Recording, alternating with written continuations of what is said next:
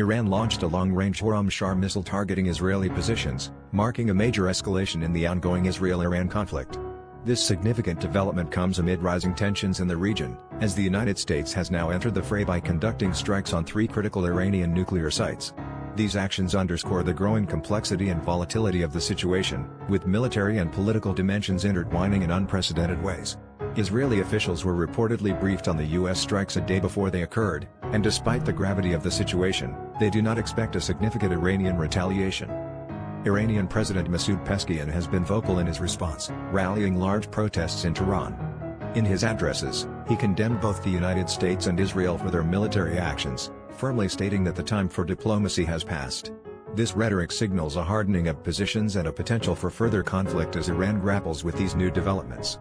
The protests in Tehran reflect a deep-seated anger and a rallying of nationalistic fervor amongst the Iranian populace, fueled by the president's passionate speeches.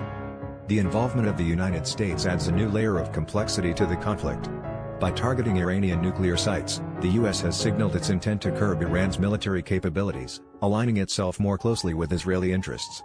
This move could potentially shift the balance of power in the region and provoke further international discourse on the legitimacy and consequences of such military interventions. However, despite these aggressive actions, the anticipation of a restrained Iranian response suggests a calculated approach by all parties involved.